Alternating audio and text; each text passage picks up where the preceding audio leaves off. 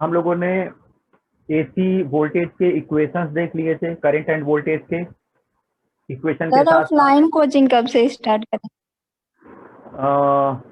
कब, हाँ, तो यहाँ हमारे पास अल्टरनेटिंग करंट एंड वोल्टेजेस के लिए सारे डिस्कशन हो गए थे। अब हम लोग को देखना है different kinds of AC circuit.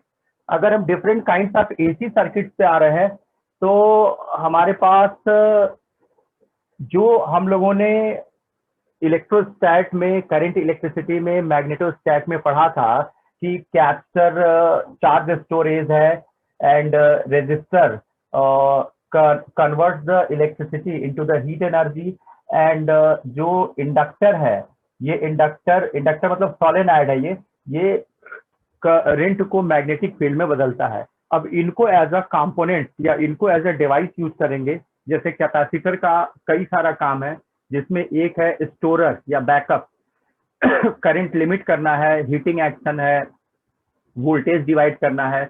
इनका काम डेटा स्टोर करना है एंड करंट या वोल्टेज को स्टेबलाइज करना है। फिर इनके मिक्स कॉम्बिनेशन है। तो हम लोग आ रहे हैं different kinds of AC circuits में। Different kinds of AC circuits में अगर हम देखें तो हमें सबसे पहले देखना चाहिए pure resistive circuit. Pure resistive circuit, हमारे पास एक एसी मेंस है एंड इसका वोल्टेज हम फिक्स कर रहे हैं और करंट मेजर करेंगे। Voltage is V naught sine omega T और करंट सर्च कर ले रहे हैं ताकि वो जो पाई हम अपने मन से अरेंज कर रहे थे वो यहाँ ढूंढने पर हमें मिल जाए। अभी इसकी जो फ्रीक्वेंसी है एफ, 2 पाई मल्टीप्लाई करके बोलेंगे तो 2 pi f will be the angular frequency.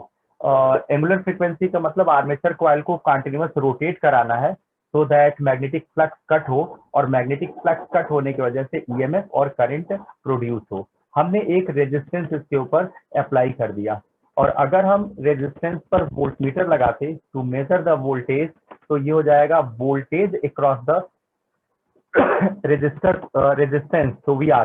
तो वोल्टेज इन आर, ये तो ओम्स लॉ से लिख पाएंगे I R, where I will be the current given by the AC mains। ये बार बार डायरेक्शन पलटेगा, किसी इंस्टेंट पर क्लिक कर रहे हैं तो ये करंट है। यहाँ से वोल्टेज इन आर वही सर होगा। वीडियो क्लियर नहीं है। तुम लोगों का नेट गड़बड़ है, वीडियो तो एग्जैक्टली क्लियर है। एक मिनट, हम की वैल्यू फाई हम लोगों को अरेंज करनी है डिफरेंट एसी सर्किट में। तो अगर हम एसी सर्किट की बात करें तो सबसे पहले हम लोग को देखना चाहिए pure resistive circuit. Pure resistive circuit में आप एक एसी मेंस लेंगे जिसकी वोल्टेज हम फिक्स कर दे रहे हैं से is the V naught sine omega T, और आई को ढूंढेंगे, देखते हैं प्लस आता है प्लस पाई कि माइनस पाई या फिर फेज नहीं आता है। दिस, इसकी फ्रीक्वेंसी है एफ, दैट इज एक सेकंड में 50 रोटेशन हो रहा है, तो एक सेकंड में 50 बार करंट अपनी डायरेक्शन चेंज कर रही है। 2 पाई मल्टीप्लाई करके बोलेंगे तो that is the angular frequency. उठा के रेजिस्टेंस से ऐड कर दिए, तो रेजिस्टेंस से ऐड करने के बाद ऐसा हो गया। अभी इसकी कंपोनेंट वैल्यू है आर। अगर इसके ऊपर एक वोल्टमीटर लगाए तो वो वोल्टमीटर रीड करेगा वोल्टेज अक्रॉस आर। तो वोल्टेज अक्रॉस आर तो वही रीड होगा ना जो वोल्टेज ऑफ एसी मेंस है। अगर I is the current at any instant जो ये एसी मेंस इसको दे रहा है, तो अभी हमारे पास हो जाएगा voltage in R is equal to V of AC mains, of AC mains. Voltage in R हो जाएगा current into resistance and V of AC mains, voltage of AC mains is the V naught sine omega T. तो यहां से I हो जाएगा V naught by R sine omega T. Now V naught by R हो जाएगा the peak value of the current, that is I is equal to I naught sine omega T. आप ही देखो, वोल्टेज हम fix किए थे as the V naught sine omega T, और जब करंट को डिराइव कर रहे हैं तो is coming the I naught sine omega T. दिख रहा है ना प्लस पाई है ना माइनस पाई है। कंक्लूजन इज दैट रेजिस्टेंस में करंट और वोल्टेज में फेज नहीं होता। There is no phase between the current and voltage in pure resistive circuit.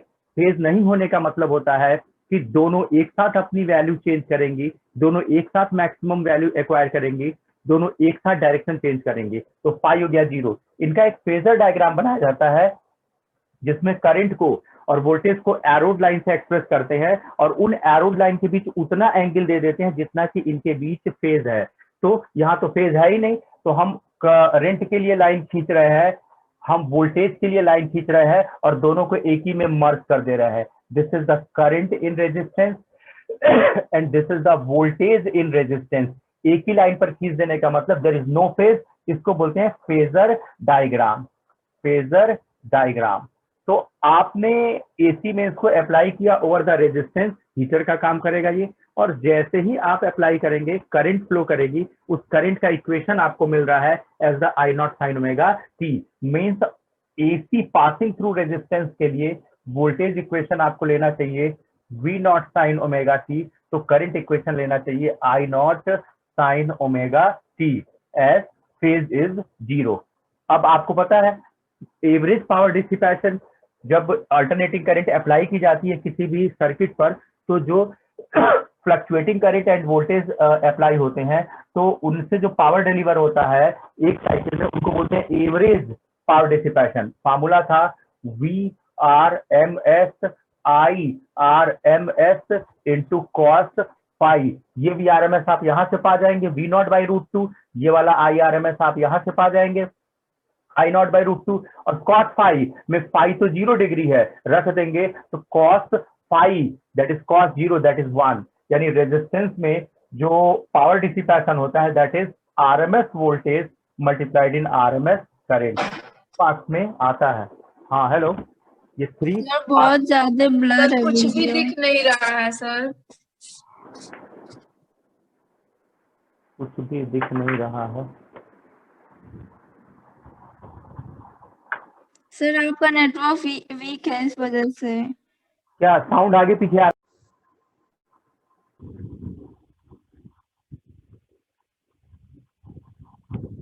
तो लास्ट लेक्चर में क्लियर नहीं आया था, तो देख लीजिए। हमने कहा था कि अल्टरनेटिव करंट में जो फेज हम लोग को कैलकुलेट करना है डिफरेंट एसी सर्किट के लिए है। हमारे पास आर एल और सी है as the different AC circuit. इनके कॉम्बिनेशन हमें देखने होते हैं और इनके इंडिविजुअल। हमने प्योर रेजिस्टेंस सर्किट डिस्कस किया था ये कह के कि एसी मेंस पर अगर हम एक रेजिस्टेंस अप्लाई कर दें, जबकि एसी मेंस की वोल्टेज जो है वो V naught sine omega T है, एंड आर पर जो वोल्टेज ड्रॉप है अगर वोल्टमीटर लगाएं तो that is the V R. तो किसी इंस्टेंट पर जब हम वोल्टमीटर लगाएंगे तो यहाँ हमें मिलेगा voltage across R is equal to voltage of AC mains. ना voltage across R ohm's law टोकन हो जाएगा एज द आई आर, और ये हो जाएगा V naught sine omega T. यहाँ से आई की वैल्यू हो जाएगी, आर थ्रो कर दीजिए इधर, ये हो जाएगा I is equal to V naught by R, और ये हो जाएगा I is equal to I naught sine omega t, where V naught by R is the peak value of the alternating current. यहां हमने वोल्टेज इक्वेशन फिक्स किया था V naught sine omega t, हमें current equation मिला I naught sine omega t. Means plus minus phi नहीं आया, मतलब है प्योर रेजिस्टिव सर्किट में फेज नहीं होता है। अकॉर्डिंगली हम करंट और वोल्टेज को एरोड लाइन से एक्सप्रेस करते हैं। अगर एक ही लाइन में मर्ज कर दें दोनों को तो कहते हैं फेजर डायग्राम, और एक लाइन में मर्ज कर देने का मतलब हुआ कि इनके बीच में कोई फेज नहीं है। आई और वी आर के बीच जो एंगल ट्रेस करते, एंगल बनाते, उसको हम फेज कहते। तो फेजर एक डायग्राम है जिसमें हम करंट और वोल्टेज के बीच फेज को एक्सप्रेस करते हैं। अभी प्योर रेजिस्टिव सर्किट में अगर वोल्टेज का इक्वेशन ये है तो करस्पॉन्डिंग करंट का इक्वेशन ये मिलेगा। अब पूरे साइकिल के लिए जो अल्टरनेटिंग करंट आई थी, उस अल्टरनेटिंग करंट के लिए एवरेज पावर का फार्मूला आया था डिराइव करने पर P bar equal to V R M S I R M S cos phi. तो अप्लाई कर दीजिए। जब इसको रेजिस्टेंस के लिए अप्लाई करेंगे तो फाई तो 0 डिग्री आया है, तो कॉस 0 1 होता है। अगर कॉस 0 1 होता है तो एवरेज पावर हो जाएगा P bar is equal to V R M S into I R M S. अब हमने कहा था कि आर सर्किट पूरा हुआ, वोल्टेज का इक्वेशन, करंट का इक्वेशन और पावर का इक्वेशन ग्राफिकली ट्रेस करना होगा। तो देखिए टी इक्वल टू 0 करेंगे तो करंट 0 हो जाएगा। टी इक्वल टू 0 पर करंट 0 है, टी बाई 4 पे मैक्स है, जीरो है, मैक्स है, जीरो है। डिट्टो यही चीज तो वोल्टेज के साथ भी होगा, ये मिल गया। रही बात पावर की, तो पावर के लिए हमारे पास जो आएगा वो करंट इंटू वोल्टेज से मिलेगा। Now current into voltage zero, current max voltage max, power max. Current zero voltage zero power zero, current negative voltage भी निगेटिव, इंटू करेंगे तो पावर आएगा positive. Current zero voltage zero, into करेंगे तो power आएगा zero. यानी power का आपको जो ग्राफिकल वेरिएशन मिलेगा वो ग्राफिकल वेरिएशन है दिस।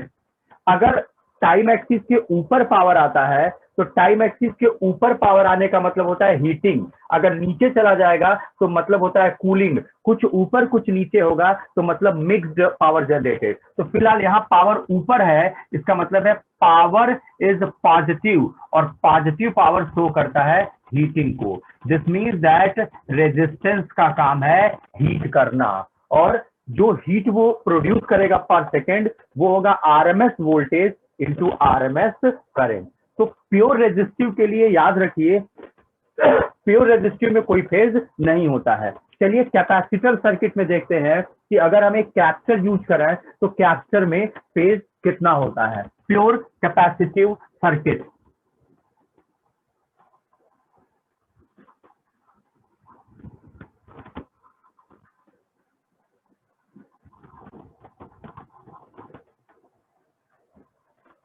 अगर हम प्योर कैपेसिटिव सर्किट की बात करें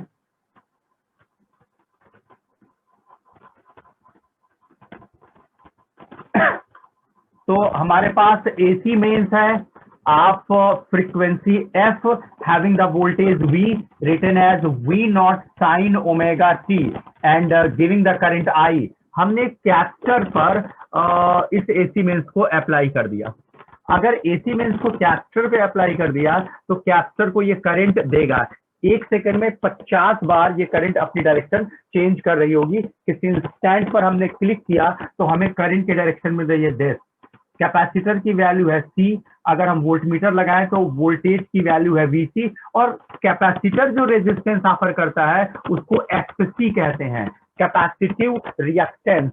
एक्चुअली में मेटेलिक कंडक्टर का जो रेजिस्टेंस ऑफर होता है वो एक्चुअली में रेजिस्टेंस का मतलब करंट ऑब्स्ट्रक्शन से है, और जब मेटेलिक कंडक्टर की बात करते हैं तो रेजिस्टेंस की वैल्यू कंपोनेंट की वैल्यू R के बराबर होती है, यानी रेजिस्टेंस भी R है और रेजिस्टेंस की वैल्यू भी R है। जबकि कैपेसिटर की वैल्यू C है और रेजिस्टेंस ऑफर निकालेंगे तो रेजिस्टेंस ऑफर को XC कह रहे हैं। सॉल्व करेंगे तो देखेंगे आता है 1/ओमेगा C। यानी कैपेसिटर जो करंट ऑब्स्ट्रक्शन फेस करेगा, कैपेसिटर जो हीटिंग क्रिएट करेगा, उसका रेजिस्टेंस कैपिटल R नहीं है, उसके रेजिस्टेंस को सिंबॉलिकली लिख रहे हैं XC। अभी डिराइव करेंगे तो इसकी वैल्यू हमको मिल जाएगी। तो हम कह रहे हैं कि एसी मेंस को उठा के कैपेसिटर पे अप्लाई कर दीजिए। अप्लाई कर दिए, से the value of the capacitor component is C, voltmeter लगाइए, जो रीडिंग आएगा से दैट इज VC, और कह रहे हैं कि से the resistance offered by the capacitor is XC। Capacitive reactance नाम है, यूनिट ओम ही है, अभी ढूंढ लेंगे। अब आप ही सोचिए किसी इंस्टेंट पर कैपेसिटर की voltage VC is equal to voltage of AC mains हो जाएगा। VC is equal to voltage of AC mains, voltage of AC mains. अब वोल्टेज इन C याद कीजिए Q बाई C होता था, where Q is the charge stored on the capacitor. अब voltage of AC mains तो आपको पता ही है, हमने V naught sine omega T मान रखा है। नाउ यहां से आपको Q मिल जाएगा, the charge on capacitor is equal to V naught C sine omega T. इसको डिफ्रेंशिएट कीजिए, क्यों? क्योंकि वोल्टेज हम फिक्स कर चुके हैं, करंट ढूंढेंगे तो देखेंगे करंट के इक्वेशन में प्लस पाई आएगा कि माइनस पाई आएगा। हमें पता चल जाएगा फेज कितना है, और ये भी पता चल जाएगा कि प्लस लेना है कि माइनस लेना है। स्टेप 1 हमने कैपेसिटर पर वोल्टेज मेजरमेंट किया। स्टेप 2 कैपेसिटर का वोल्टेज मेजरमेंट था Q बाई C, और हमने कहा कि ये एसी मेंस के वोल्टेज के बराबर होना चाहिए। ऐसा करते ही आपको चार्ज ऑन कैपेसिटर पता चल गया। अब कह रहे हैं differentiating with respect to time. अगर डिफरेंशिएट करेंगे तो ये हो जाएगा dq by dt is equal to V naught C hold हो जाएगा, d by dt of sine omega T. D by D T आप साइन ओमेगा टी हो जाएगा omega cos omega T, omega cos omega t. dq by dt will be the instantaneous current given by the AC to the capacitor. ये हो जाएगा v naught c omega, v naught c omega, ये हो जाएगा cos omega t. इसको देखिए तो ध्यान से, v naught upon 1 upon omega c arrange कर सकते हैं, क्योंकि चाहे तो वापस चला जाएगा। कॉस ओमेगा टी को अरेंज कर सकते हैं as the sine 90 minus omega T या साइन 90 प्लस ओमेगा टी। क्यों 90 प्लस ले रहा है, देखिए sine 90 plus omega T is the cos omega T, और 90 माइनस ओमेगा टी भी कॉस ओमेगा टी होता है। लेकिन अगर 90 माइनस ओमेगा टी लिखेंगे और ओमेगा टी को पहले लिखने की कोशिश करेंगे तो एक माइनस बाहर आ जाएगा, हम नहीं चाहते कोई माइनस बाहर आए, तो कॉस ओमेगा टी को लिख सकते हैं साइन 90 माइनस ओमेगा टी। क्यों, क्योंकि ओमेगा टी प्लस 90 भी लिख सकते हैं, 90 प्लस ओमेगा टी भी लिख सकते हैं। लेकिन अगर 90 माइनस ओमेगा टी लिखे होते और बाद में ओमेगा टी माइनस 90 करना होता तो एक माइनस कॉमन बना के बाहर फेंकते तो बाहर 180 का पेज आ जाता। तो हमने कॉस का साइन के साथ 90 प्लस ओमेगा टी वाला रिलेशन लिया। जरा ध्यान से देखिए तो ये तो वोल्टेज अपन रेजिस्टेंस है, एक्चुअली में this is the resistance offered by the capacitor circuit है, और इसी को बोलते हैं कैपेसिटिव रिएक्टेंस एक्ससी। और ये हो गया साइन, और ये हो गया ओमेगा टी प्लस 90 डिग्री। ना वोल्टेज अपन रेजिस्टेंस हो जाएगा हाँ बोलिए सर, ये क्या होता है? 1 by omega C is the resistance offered by the capacitor, क्योंकि इसका डायमेंशन होता नहीं है, इसी का डायमेंशन है, और ये डायमेंशन है तो वोल्टेज अपॉन रेजिस्टेंस सब ना करंट का डायमेंशन पकड़ेगा। इसका मतलब है 1 upon omega C is the resistance offered by the capacitor, और इसी को हमने यहाँ एफसी लिख रखा है। ठीक है, अगर ये रेजिस्टेंस होता तो रेजिस्टेंस की कंपोनेंट वैल्यू ही रेजिस्टेंस ऑफर्ड होती है, कैपेसिटर की कंपोनेंट वैल्यू सी होती है, resistance offered by capacitor 1 upon omega C होता है। इंडक्टर जब वायर को ऐसे क्वाइल्ड सर्किट में कन्वर्ट करते हैं तो इसको इंडक्टर एल कहते हैं। ठीक है, कंपोनेंट वैल्यू एल है, इसका रेजिस्टेंस ऑफर्ड जो होता है वो ओमेगा इंटू एल होता है। तो यहाँ डायमेंशन से हम देख रहे हैं वोल्टेज अपान रेजिस्टेंस होना चाहिए, और इसका मतलब है 1 अपान ओमेगा की रेजिस्टेंस हुआ, और अगर रेजिस्टेंस है तो कैपेसिटर का रेजिस्टेंस ऑफर्ड एक्ससी से जोड़ किया जाता है, और अब V naught by X C that is voltage upon resistance हो जाएगा peak value of the current which is flowing through the capacitor circuit, और ये हो जाएगा साइन ओमेगा टी प्लस 90। देख रहे हैं फेज क्या आ रहा है, 90 डिग्री से लीड, यानी कैपेसिटर में अगर voltage equation V naught sine omega T ले रहे हैं तो हमें यहाँ current equation I naught sine omega T plus 90 लेना चाहिए। यानी हम लोगों ने फेज की वैल्यू ढूंढ ली। कैपेसिटर में वोल्टेज हमने फिक्स किया था V naught sine omega T, और जब करंट ढूंढा तो करंट की वैल्यू आई I naught sine omega T plus 90। हमने वोल्टेज को फिक्स किया, करंट ढूंढा तो करंट आया I naught sine omega T plus 90। वैसी वर्षा अगर हम करंट को फिक्स कर लेते आई नॉट साइन ओमेगा टी, तो ये जो करंट लीडिंग है अगर हटाना चाहें तो वोल्टेज लैगिंग कर सकते हैं। मतलब जब करंट को फिक्स करके वोल्टेज ढूंढते तो वोल्टेज आता V naught sine omega T minus 90। Clear है?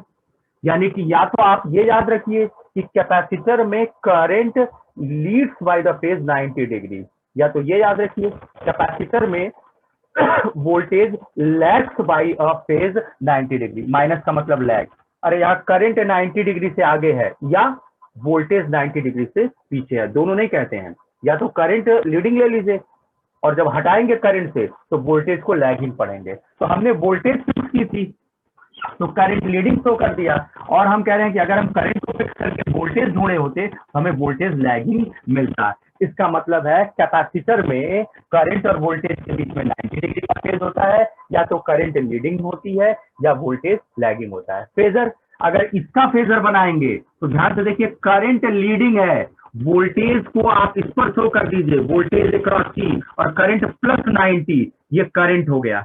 देख ऐसे अब हम करते क्या है रियल में, मीन्स दिख रहा है ये 90 डिग्री हो गया, वोल्टेज के रिस्पेक्ट में ये +90, ठीक है। या याद लीजिए करंट को आप ऐसे बनाइए, दिस इज द करंट, और वोल्टेज का क्या -90 डिग्री, वोल्टेज ऐसे ले लीजिए। आपके सिलेबस में ये वाला दिया हुआ है, ये वाला मीन्स कैपेसिटर में करंट को कांस्टेंट कर दिया है और फेज को वोल्टेज में अरेंज कर दिया है। तो फेज को जैसे ही वोल्टेज में अरेंज किया है, वोल्टेज लैग्स बाय 90 डिग्री, आप 90 डिग्री उतरेंगे तो ये हो जाएगा, ठीक है। ये हो गया वोल्टेज इन सी।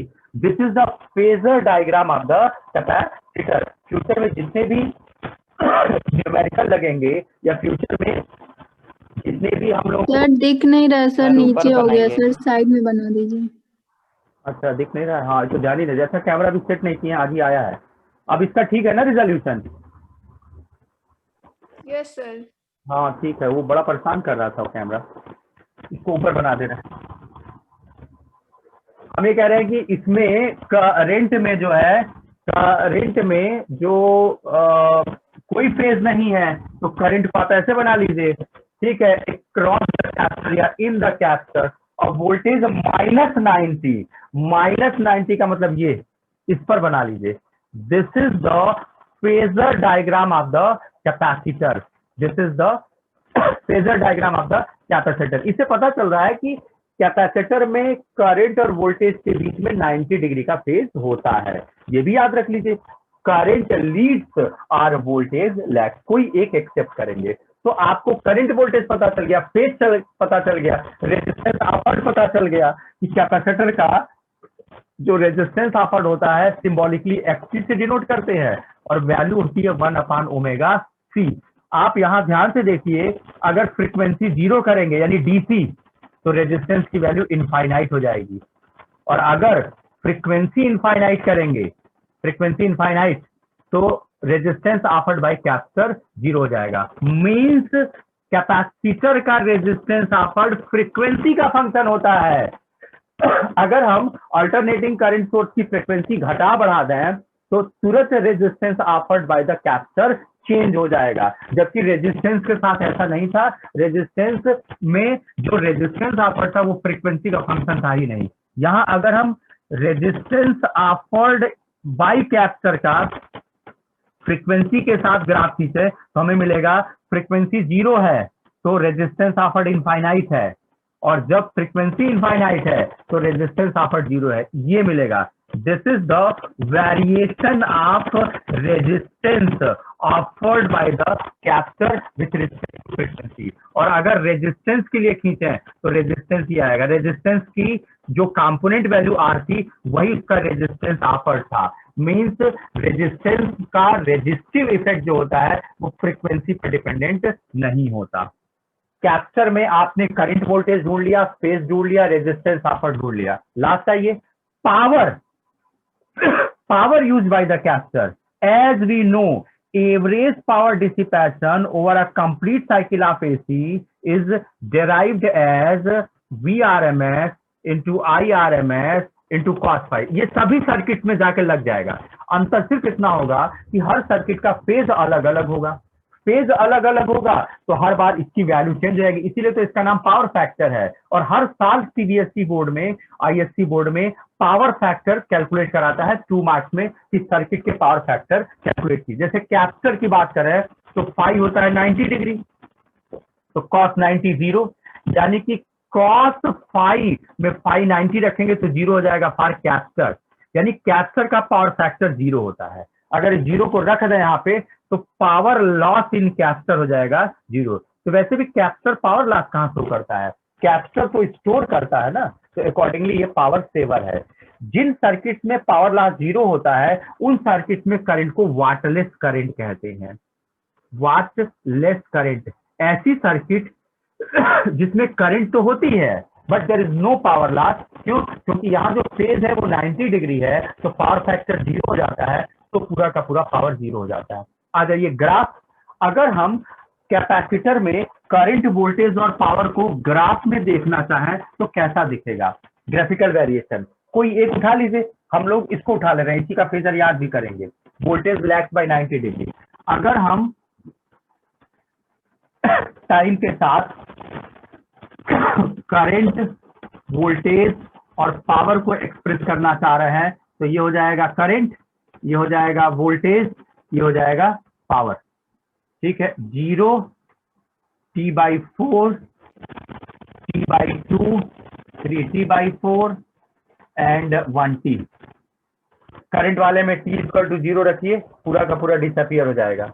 T = 0 पर करंट 0, नेक्स्ट पे मैक्स, फिर 0, मैक्स इन रिवर्स डायरेक्शन 0, यानी ये हो जाएगा सी सर्किट में करंट वेरिएशन। T = 0 रखिए, तो T = 0 रखेंगे तो हो जाएगा -V0 हो जाएगा।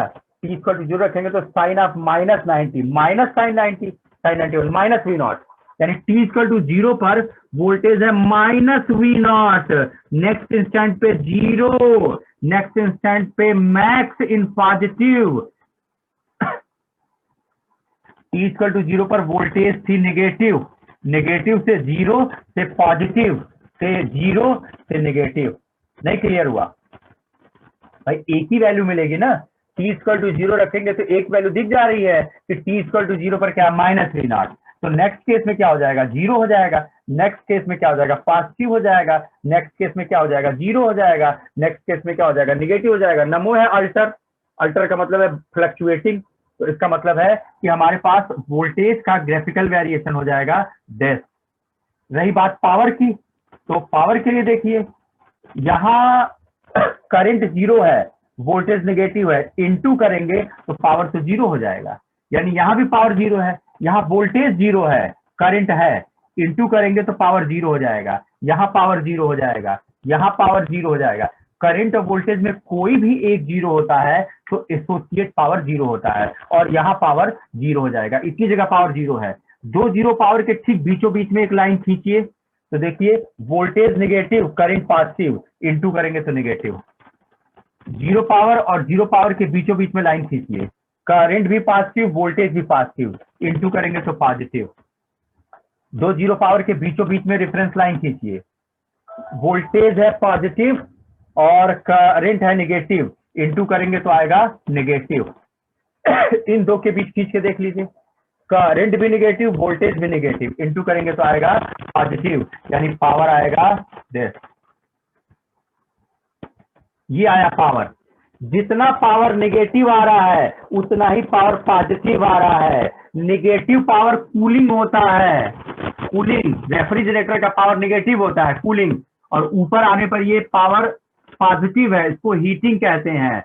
जितनी हीटिंग हो रही है उतनी ही कूलिंग हो रही है। क्या मतलब है, no net heat is dissipated, मतलब no power loss in terms of heat radiation, यानी प्योर कैपेसिटिव सर्किट में करंट और वोल्टेज के बीच 90 डिग्री का फेज होता है, और पावर जो होते हैं वो हीटिंग और कूलिंग के फॉर्म में होते हैं। अकॉर्डिंगली एक पूरे साइकिल का नेट पावर लॉस 0 होता है। ये था प्योर कैपेसिटिव सर्किट, ये 3 मार्क्स में पूछा जाता है। आ जाइए प्योर इंडक्टिव सर्किट। अगर एक रेजिस्टेंस को कॉइल्ड सर्किट में कन्वर्ट कर दें तो अभी उसको हम इंडक्टर कहते हैं। एक्चुअली में ये सॉलिनॉइड है और इसका मेन काम होता है सर्किट में होने वाले करंट फ्लक्चुएशन को रोकना। आगे चल के ये मेमोरी चिप का काम करता है। इसका काम है करंट को मैग्नेटिक फील्ड में बदलना और स्टोर कर लेना। आगे चल के यही डेटा कार्ड बनेगा, यानी जो आप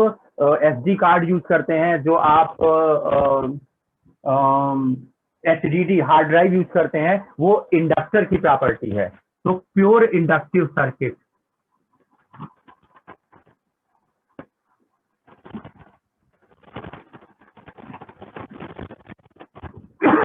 हमारे पास एक AC मेंस है जिसकी फ्रीक्वेंसी हमें पता है f 2 पाई मल्टीप्लाई करके ओमेगा, और इसकी वोल्टेज को फिक्स कर रहे हैं as the V0 sine omega t, और करंट को ढूंढ रहे हैं ताकि हम ±5 अरेंज कर सके कि जब करंट आएगी तो कितना फेज शो करेगी। यहाँ हमारे पास एक इंडक्टर है, इंडक्टर मतलब वायर को टर्न्ड कॉइल में कन्वर्ट कर देंगे तो वो एक इंडक्टर का काम करेगा। ये सर्किट पूरी हुई। जैसे ही आपने इंडक्टर ऐड किया वैसे ही यहाँ करंट आई किसी इंस्टेंट पर फ्लो करने लगी, करंट आई आ गई और अभी ये फ्लो करने लगी। अगर वोल्टमीटर लगा लेते तो वोल्टेज अक्रॉस एल को VL कहते, जो रेजिस्टेंस ऑफर्ड है एक्सियल कहते, एंड VL एक्सियल, एंड ठीक है, कंपोनेंट वैल्यू, इसकी जो वैल्यू है वो सेल्फ इंडक्टेंस L कहते हैं। यानी इस इंडक्टर की वैल्यू है L, वोल्टेज ड्रॉप है VL, रेजिस्टेंस ऑफर्ड है एक्सियल। अगर हम इस पर वोल्टेज मेजर करें तो वही वोल्टेज तो V naught sine omega T होगी। यानी eight any instant voltage across L will be the voltage of AC mains, that is V naught sin omega t।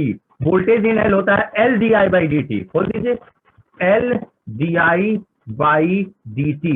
This is the voltage across L is equal to V naught sin omega t। L उधर कर लीजिए, dt भी उधर कर लीजिए, di is equal to V naught by L, ये हो जाएगा sine omega t dt। Integrate कर दीजिए, ये बता रहा है करंट वेरिएशन, ये बता रहा है स्मॉल इंटरवल में इंडक्टर से जो करंट फ्लो करेगी will be the D I. Integrating both side, ये हो जाएगा आई, ये हो जाएगा वी नॉट बाई एल, और साइन ओमेगा टी का इंटीग्रेशन होता है, साइन ओमेगा टी का इंटीग्रेशन होता है minus cos omega t by omega होता है दिस, ठीक है। नाउ ये हो जाएगा I is equal to minus V naught upon omega L, V naught upon omega L cos omega T, cos omega T. Cos omega T को sign omega T में convert कीजिए, क्यों? वोल्टेज साइन में है, current भी sign में आएगा, तब ना फेज आइडेंटिफाई होगा। कॉस ओमेगा टी को लिख सकते हैं साइन 90 माइनस ओमेगा टी। क्यों साइन 90 माइनस ले रहा है? साइन 90 प्लस ओमेगा टी क्यों नहीं ले रहा है? साइन 90 माइनस ओमेगा टी लेंगे, अपने उसको ओमेगा टी माइनस 90 करेंगे तो एक माइनस बाहर आएगा और इस माइनस को न्यूट्रलाइज कर देगा। इसीलिए हम इसको कॉस का साइन 90 माइनस ओमेगा टी ले रहे हैं, minus V naught by omega L, और इसको ले रहा है साइन 90 माइनस थीटा। अब इसको ओमेगा टी माइनस 90 लिखेंगे तो एक माइनस बाहर आएगा, एब्जॉर्ब हो जाएगा ये माइनस, ये हो जाएगा V naught by omega L. Actually में ये माइनस रहने देंगे तो 180 फेज तो यही होता है। अब बाकी अंदर जो आएगा फेज वो भी, तो बाहर भी 180 का फेज और अंदर भी, फिर अरेंज करना पड़ेगा कंपोजिट फेज, तो दिक्कत होगी। बाहर न्यूट्रलाइज कर लेते हैं, बाहर में सब प्लस रखते हैं, मतलब जीरो फेज। ये ओमेगा टी माइनस 90 की है तो माइनस 12 है, यानी कि ये जाएगा साइन ओमेगा टी माइनस 90। ध्यान से देखिए वोल्टेज अपान रेजिस्टेंस, क्योंकि इसका तो डायमेंशन होता नहीं है, वोल्टेज अपान रेजिस्टेंस करंट होता है, इसका मतलब ये रेजिस्टेंस है, मींस इंडक्टर का रेजिस्टेंस ऑफर्ड ओमेगा एल होता है, सिंबॉलिकली एक्सियल लिखते हैं। ये हो जाएगा sine omega T minus 90। Now this is the peak value of the current flowing through the inductor, ये हो जाएगा साइन ओमेगा टी माइनस 90। जब ये निकाले थे कैपेसिटर में तो प्लस 90 आया था और इंडक्टर में माइनस 90 आ रहा है। इंडक्टर में करंट लैग्स बाय 90 डिग्री। ऐसे याद करिए, इंडक्टर मैग्नेटिक फील्ड बनाता है, किसका? वोल्टेज का कि करंट का? आंसर है करंट का। Whenever there is current, there is magnetic field। यानी इंडक्टर किस वजह से काम करता है? पोटेंशियल डिफरेंस की वजह से कि करंट की वजह से? आंसर है करंट की वजह से। अब करंट को मैग्नेटिक फील्ड में बनाता है, करंट पीछे रह जाती है, पीछे रह जाती है, लैग। याद हो गया? कैपेसिटर को करंट दीजिए, कैपेसिटर को वोल्टेज दीजिए, उसमें करंट फ्लो ही नहीं होगी, कैपेसिटर को तो चार्ज कर रहा है, तो इसका मतलब है पोटेंशियल डिफरेंस से चार्जिंग उठाता है, यानी वोल्टेज लैग। तो वोल्टेज हो जाएगा माइनस 90, यानी कैपेसिटर में वोल्टेज लैगिंग होता है और इंडक्टर में करंट लैगिंग होता है। याद हो गया? रेजिस्टेंस में कोई लीडिंग या लैगिंग नहीं होता। इसका मतलब है कि जब हम इंडक्टर को या मेमोरी कार्ड को या हार्ड ड्राइव को अल्टरनेटिंग करंट सोर्स से जोड़ते हैं तो जो वोल्टेज इन हार्ड ड्राइव आएगी वो होगी V naught sine omega T, और जो करंट आएगी will be the I naught sin omega t minus 90 degree. अगर इसका फेजर बनाए तो तो वोल्टेज में फेज नहीं है, तो वोल्टेज ऐसे बना लीजिए इन एल, और करंट लैग बाय 90 है, तो ये current lag by 90। This is the phasor diagram of L. आपको पता है अगर हम ये वोल्टेज फिक्स किए थे तो करंट लैग आया, अगर हम करंट फिक्स किए होते तो वोल्टेज क्या आता, लीड या लैग? भाई वोल्टेज फिक्स करके करंट निकाले, लैगिंग आया। अब हम कह रहे हैं करंट फिक्स करिए वोल्टेज निकालिए, क्या आएगा? लीडिंग। हाँ, लीडिंग आएगा। यहाँ सिमिलरली या आल्सो कह सकते हैं आप अगर करंट ले लेते आई नॉट साइन ओमेगा टी, तो करंट पीछे है या वोल्टेज आगे है, तो वोल्टेज आ जाता V naught sine omega T plus 90 degree. अगर अब फेजर बनाते तो करंट में फेज नहीं है, तो करंट को ऐसे बना लेते, और वोल्टेज 90 डिग्री से लीडिंग है, वोल्टेज इस पर बना लेते। This is voltage in L, this is current in L, and this is the 90 degree. Means आपको पता चल गया कि इंडक्टर में 90 डिग्री का आपको फेज लेना पड़ता है।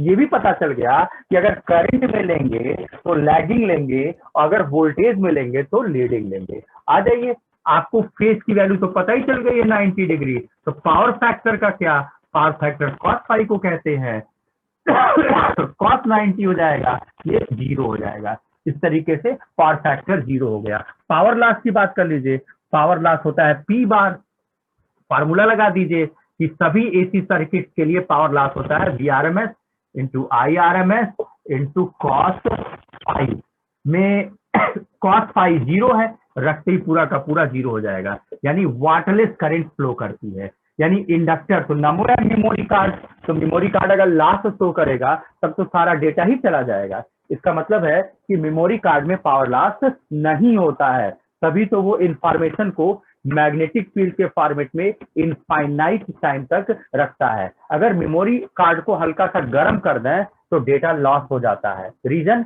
किसी मैग्नेट को गर्म कर देंगे तो उसका मैग्नेटिक फील्ड गायब हो जाता है। क्यों? क्योंकि इलेक्ट्रॉनों की स्पिनिंग रैंडमाइज होने लगती है, और अगर स्पिनिंग रैंडमाइज होती है तो फिर उसका नेट मैग्नेटिक मोमेंट 0 होने लगता है। तो इसका मतलब ये है कि अगर हम इंडक्टर को एसी मेंस से ऐड करेंगे तो उसका करंट वोल्टेज इक्वेशन या तो ये लेना होगा या ये लेना होगा। फ्यूचर में उसका फेजर या तो ये एक्सेप्ट करेंगे या ये एक्सेप्ट करेंगे। ठीक है, आपके सिलेबस में ये वाला फेजर बना, ऐसा नहीं कि वो बना देंगे तो गलत होगा, मतलब एक फेजर वो डिस्कस किया है वो ये वाला है। आप तो समझ ही रहे हैं, आप तो जो इक्वेशन लेंगे उसका फेजर बना देंगे। तो पावर मिल गया। अगर पावर मिल गया तो अब आपको देखना चाहिए ग्राफिकल वेरिएशन। क्या है ग्राफिकल वेरिएशन? करंट, वोल्टेज और पावर को टाइम के रिस्पेक्ट में आप दिखा सकते हैं। करंट, वोल्टेज एंड पावर, ये करंट, वोल्टेज एंड पावर। अभी हमारे पास 0 है, T/4 है,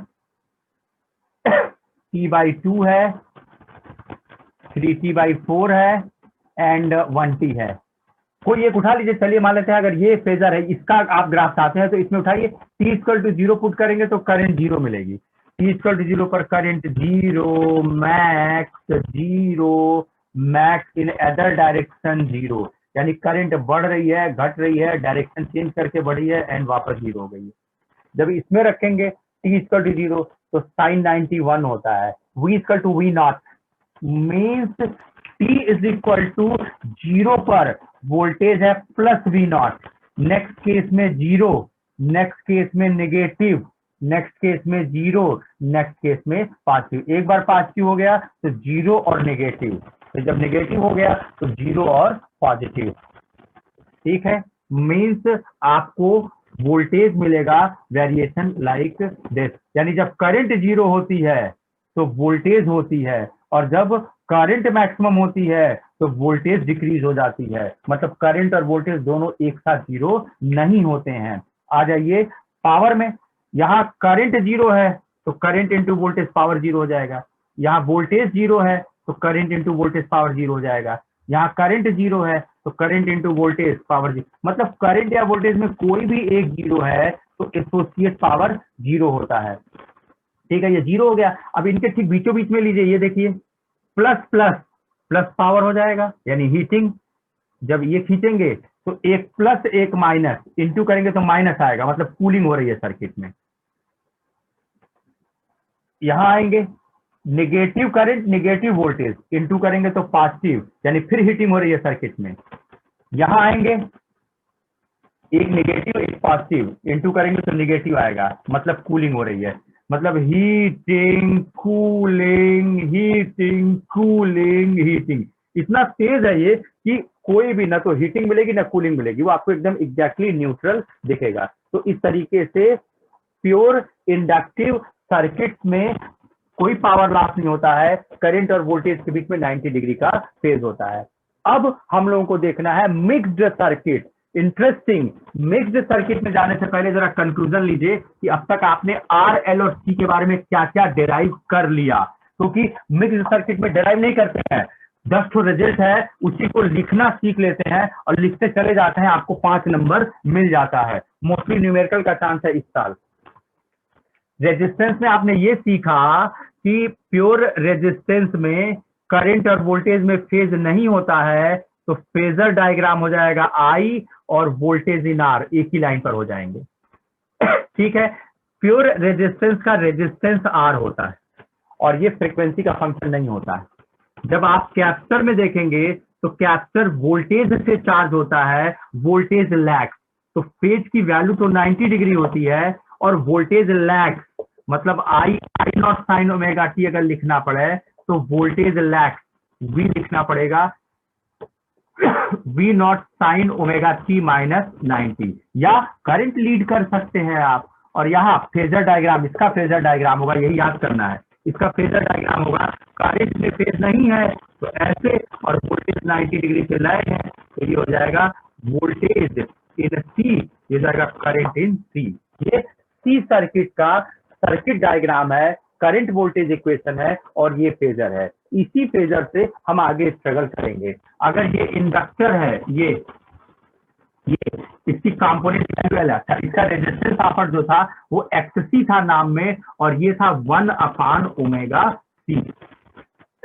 इंडक्टर में जैसे ही करंट पाएगा मैग्नेटिक फील्ड बना देगा, मैग्नेटिक फील्ड बनाते ही करंट लैग हो जाएगी। ठीक है, क्योंकि करंट से मैग्नेटिक फील्ड करंट यूज कर रहा है, तो फेज तो 90 डिग्री इन वैल्यू है लेकिन करंट लैग है, तो I naught sine omega T minus 90, voltage को बिना फेज का छोड़िए, V naught sine omega t. ठीक है, फेजर बनाइए, वोल्टेज में कोई फेज नहीं है तो वोल्टेज इन एल ऐसे होगा, करंट लैग है बाय 90 डिग्री तो करंट ऐसे बना दीजिए।